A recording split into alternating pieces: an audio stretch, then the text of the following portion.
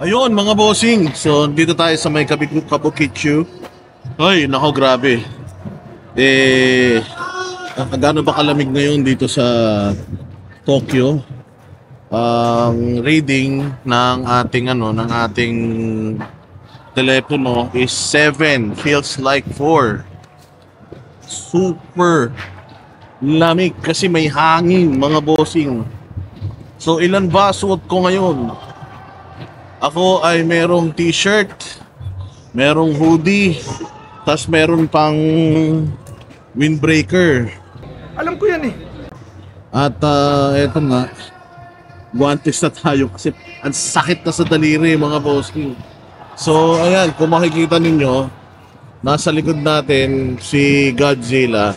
Dito lang kami mahilig mag-standby ni Banat Bay kasi yung hotel na yon, yung kulay orange na yan, yan yung kanyang hotel. So, wala eh. Busy siya, kaya hindi pa kami nagkakasama. Kaya gala-gala rin muna ako mag-isa. Hindi ba? So, check natin kung ano mga nandito sa paligid ng Kabukicho Tower. Solid na solid dito. Yan. Ano natin kung anong kaganapan dito sa Kabukicho kapag weekend. So yung square na yan, Kabukicho Square na yan, mga bossing. Kaya kung ano mga nagaganap dyan. Minsan may concert, pero ngayon merong nag-skateboard. Sobrang lamig, grabe.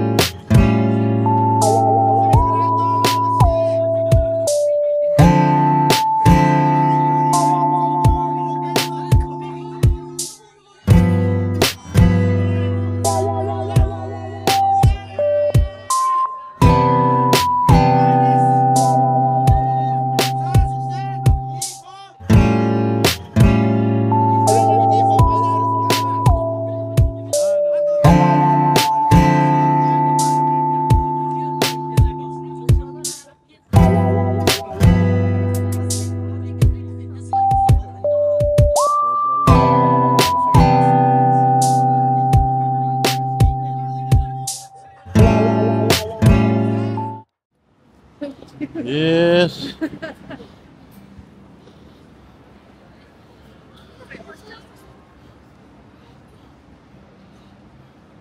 So, dito tayo sa Miyashita Park. Paborito namin ni Banat Bay din dito eh. Kasi may Izakawa dyan oh. Pwede ka mag-shot-shot. Pero, akit tayo sa park sa taas. Magtambay-tambay tayo.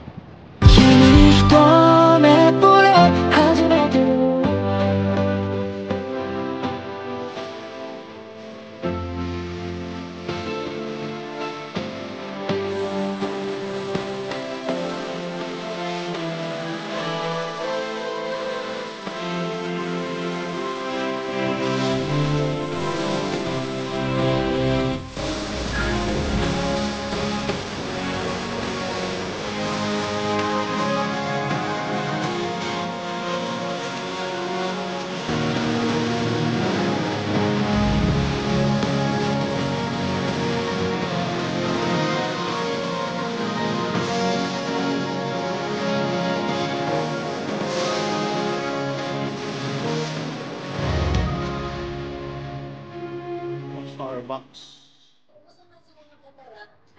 ただ本当の本当の本当だよ嘘に聞こえるのかもしれないけどただ本当の本当の本当だよ君がいてくれるならそれで So, ito ang izakaya.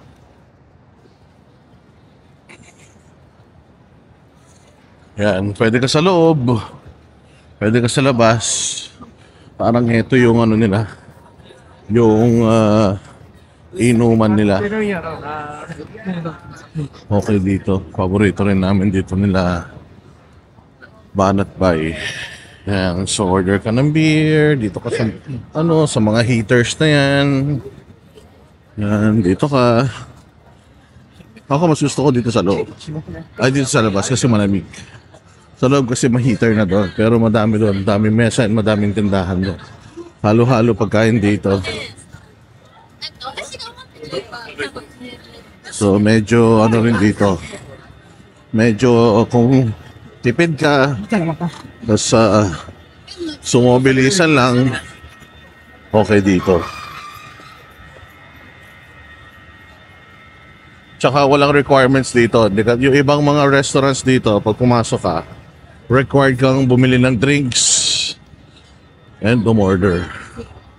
So dito, hindi naman. Pero pag di ka umorder, syempre papalisin ka. At dito yan sa may Shibuya.